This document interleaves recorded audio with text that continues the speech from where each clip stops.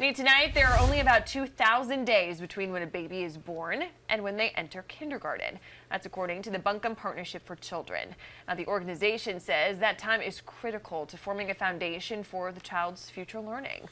But with finding childcare difficult, that timeline can face a lot of challenges.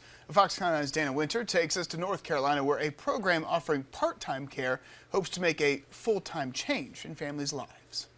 This is not an issue that impacts just families that have children. This is an issue that impacts every single aspect of our economy. There's a child care crisis across the country, and from the Carolinas to the national level, everyone seems to be looking for solutions. Earlier this month, Vice President Kamala Harris posting on Facebook saying in part, quote, "President Biden and I intend to cap child care costs at $10 a day for the average family and make preschool free for all 4-year-olds. Cost and competition for limited spaces, those are two of the biggest issues. But imagine having only enough infant child care spots for 7% of babies in your county. That's happening right here in the Carolinas for our viewers in Buncombe County. But a unique program is helping, giving parents an option. For Abigail Bingaman, finding childcare opened doors. My daughter was like 18 months when I first went back to school.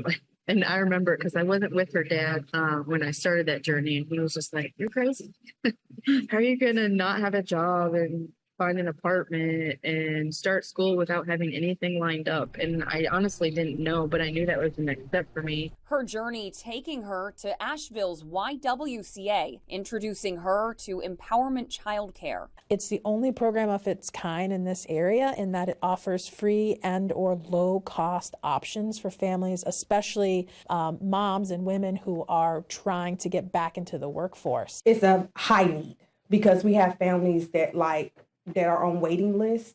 So we provide a short-term service for up to 4 hours a day. All the complexities of Alicia Summy and Diana Sierra at the YW say they've seen demand increase since the pandemic. As folks are getting back to work or changing jobs or pursuing any other economic advancement goals, they're needing childcare. But so far, they've not had to turn anyone away. Always we want to prioritize paying our staff a competitive wage, offering competitive benefits, flexibility, part-time, full-time options. I wouldn't have been able to finish that degree without that or afford it either, because childcare is insane. The program offers up to 20 hours of free or low-cost childcare, and that is separate from the YW's full-time childcare. And then as I advanced further into the degree that I was working on, with my clinical hours, so it was like 8 to 5. And she worked with me on that too, which was amazing. Now a registered dental hygienist, Abigail says Empowerment Childcare changed her life. To be supported as a person, as a mother, like to tell someone behind you telling you that you can do these things. And then on the days that are hard, even taking it a step further than just, a program, they're there for you. They're in your corner. Like, it's okay, breathe, you got this, keep going. Like, it was amazing.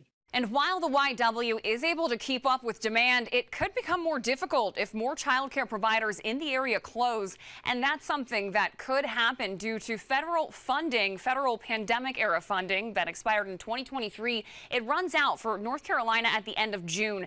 And since this is an even year, North Carolina legislators have a short session starting in April to prevent funding from falling off. In the studio, I'm Dana Winter for Fox Carolina News.